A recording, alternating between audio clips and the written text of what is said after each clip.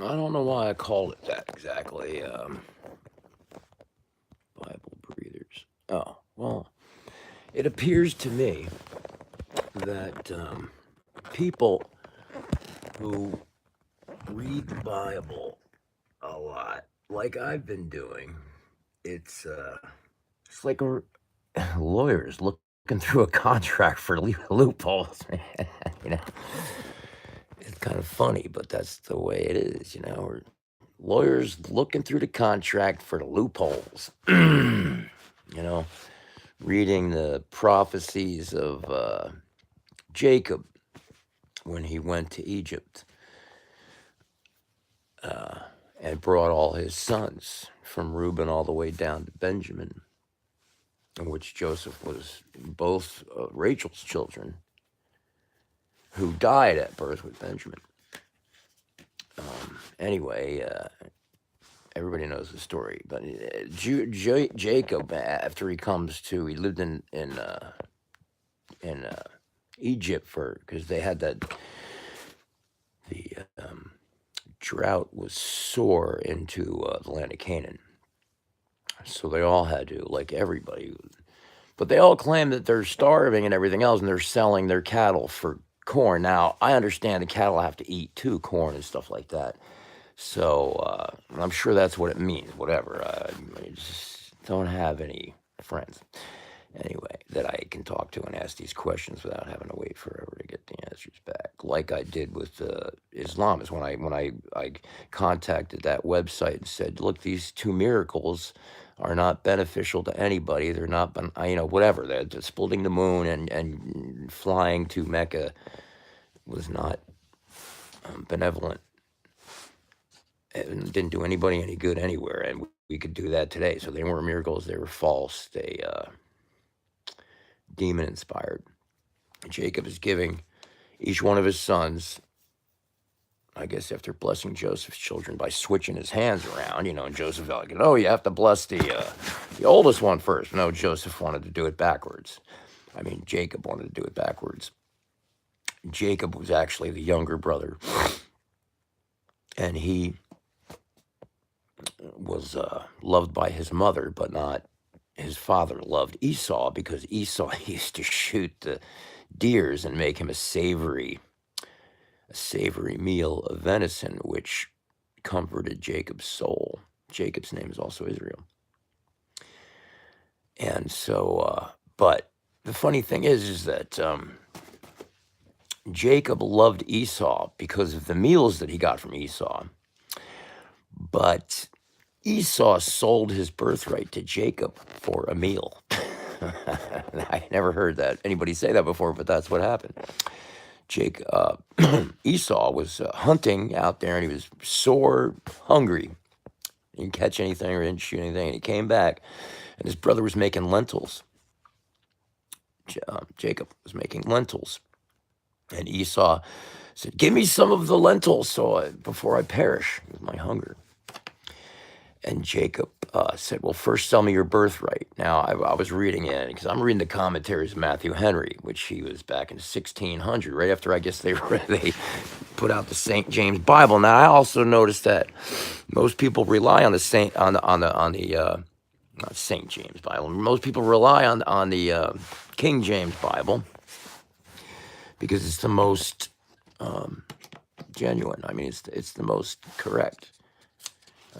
The most true to the original, I guess.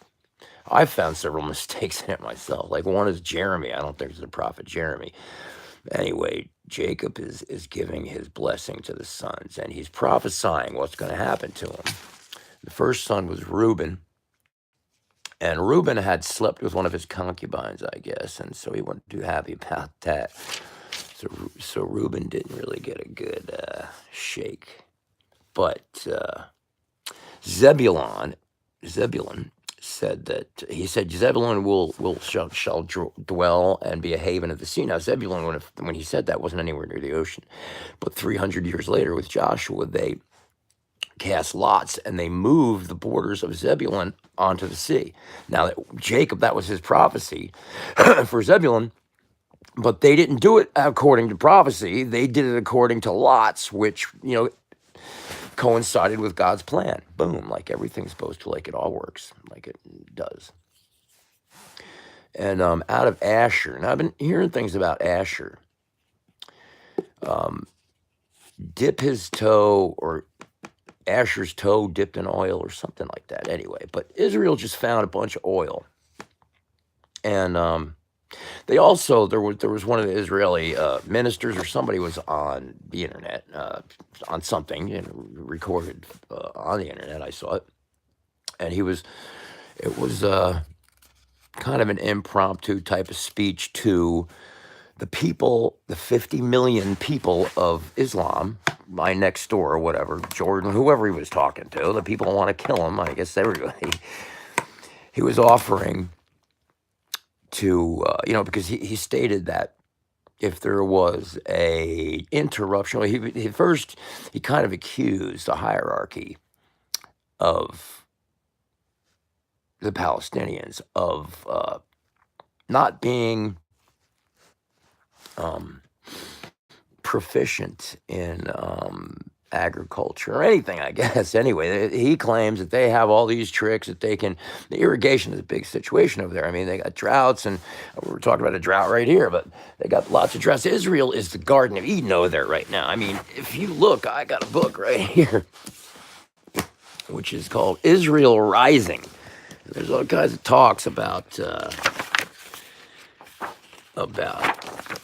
Israel being the breadbasket now. I mean, even the Bible, see, the prophecy's right in this book, and I didn't know the book was Christian or whatever it is, just is celebrating 70 years, 1948 to 2018.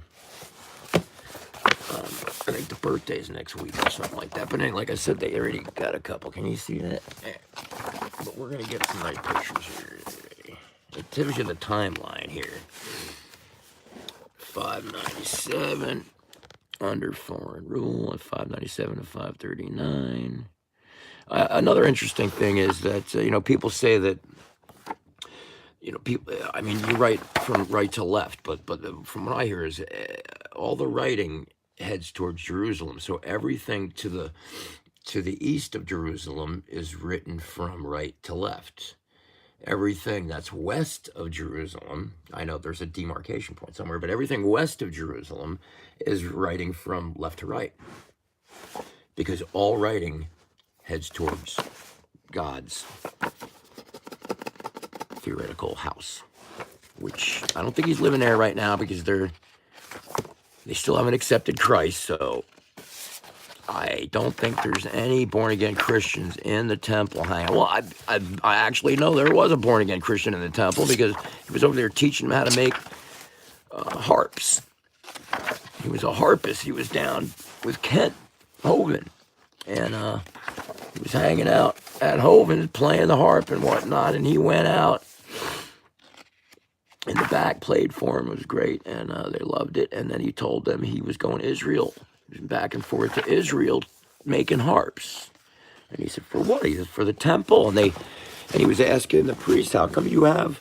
How come you're doing this for the temple? You don't have the ark?" And he said the priest just smiled at him, kind of funky, like Tiberias Lakefront. It's interesting. I love the water side and stuff. That's 1946.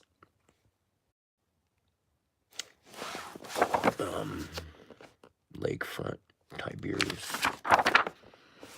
They have comparable things here. Now you can see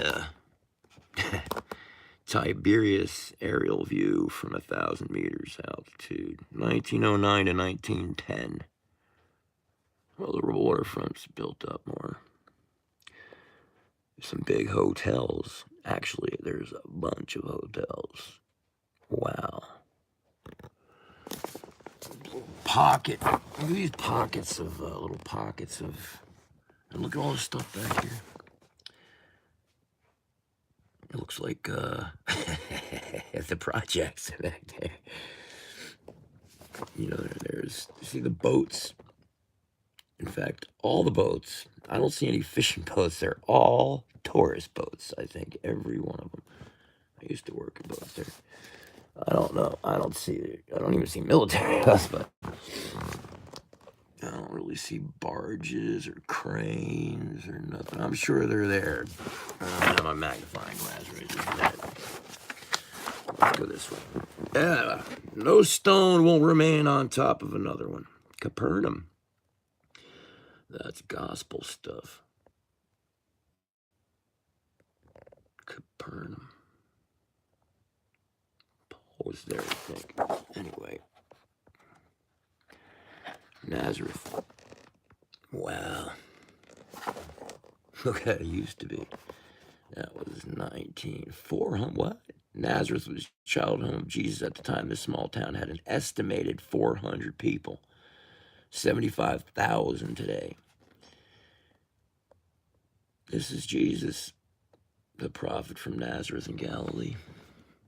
17th century inconsiderable village. An inconsiderable village, Nazareth. Nothing here but a vast and spacious ruin. Henry Mondrell, the Journal of Henry Mondrell from Aleppo to Jerusalem, 1697. Then Brits, they did a lot of traveling. You'll see, if you want to travel safely around the world, you got to take over a lot of it, or at least be part of the air, be part or just be a power. People respect power. Now, as long as the areas are civilized and they have a contingent or some kind of police force or something.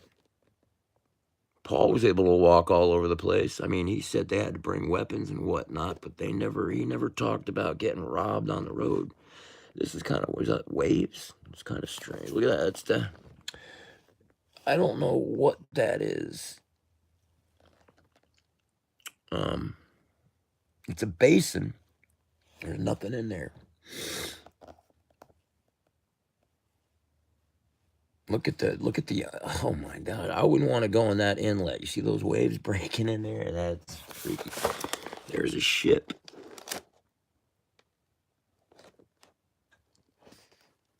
Beached in the waves. See, the wind's probably blowing into the beach, pushing everything up on it. This is Tel Aviv, the Yarkon River, which is back there. There's the road, which runs parallel to it, I guess. That's Metropolis. There's the color of the water. Every place has its own personal color of water.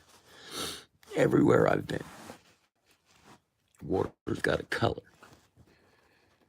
UK's water's got a color. South America's water's got a color. All over, different parts of South America are different.